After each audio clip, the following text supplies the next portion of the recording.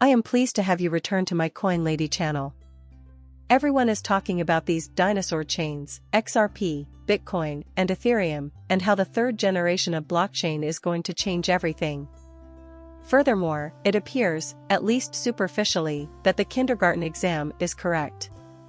They publish staggering amounts, much like these Gen 3 blockchains.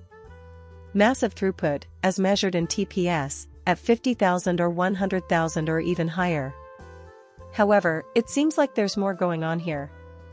Bitcoin, Ethereum, and XRP are the top 3 assets when it comes to valuation on the open market. According to David Schwartz, there are newer blockchains with impressive statistics, but the world's most valuable ones, known as bellwethers, are constructed differently. Thus, we will investigate that. Regarding blockchain investment in general, I find it to be really illuminating. Presently, we will also review the RLUSD statistics. Was there a successful launch? After this, what's our next move? Much fascinating material to discuss. But before we get into it, I came across this post made by an investor in digital assets. Dai is cool with me. I have no affection for Bradley, his friend. As far as I'm concerned, Dai is consistently excellent. He claims that a few of them were attempting to downplay XRP's status as a premier asset in the weeks leading up to its explosion. Listen, the current price increase during a bull run is meaningless. You know, I've been saying for quite some time that I anticipate XRP to see a tremendous bull run.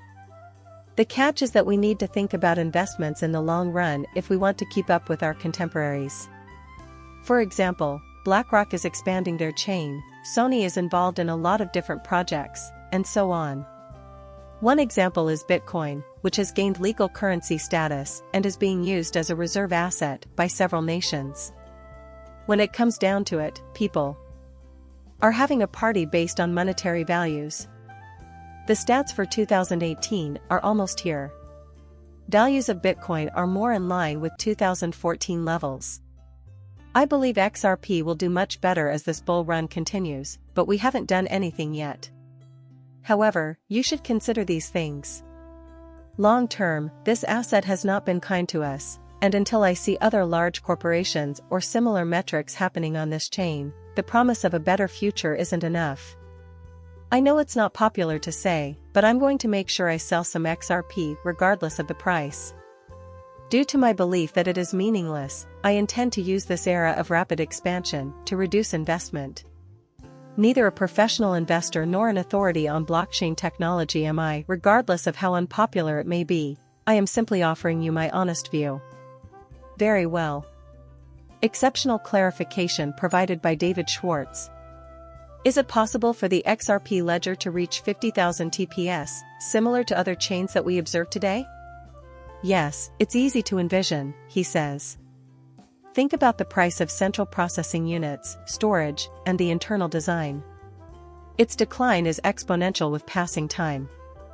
Consider the storage costs of your hard drives and solid-state drives, SSDs, 5 years ago, and how they compare to now. It's in a completely different stratosphere. However, while TPS is impressive for boasting, its true value is in the amount of DNA it reveals. We could have added AMMS if we hadn't been able to expand here, but we weren't at our maximum capacity.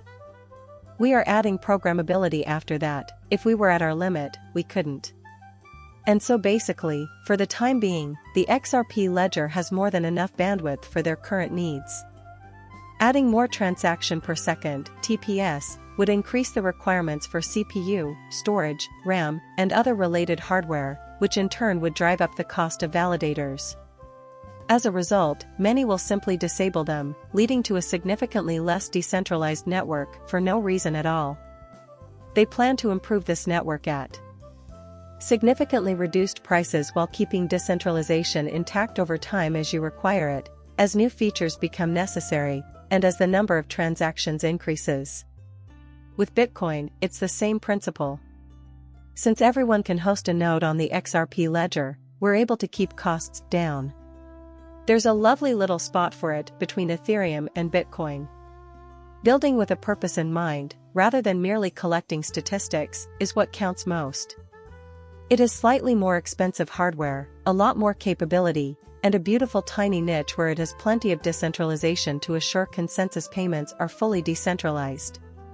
There is a page with RLUSD and VET statistics. After 24 hours after introduction, the market cap is 68 million RLUSD.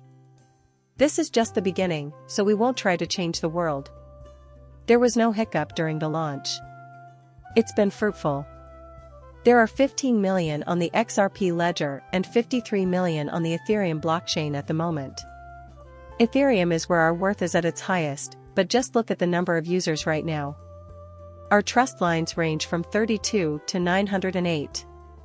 32,000 trust lines in the XRP blockchain. Additionally, there are 492 holders on Ethereum at the moment. These holders likely have higher value transactions or ideas in the future that involve RL, USD, but the XRP ledger has a lot of room to grow. Many people are prepared to use and want to use it, and once they open AMMS, they'll likely find vendors willing to accept RL, USD as payment for products and services. After that, many use cases will emerge, and the XRP ledger will be bustling with activity. On the ledger, I anticipate seeing a great deal of organic growth. Just adding this asset on the XRP ledger will increase the asset's liquidity and usage of XRP. The launch is successful.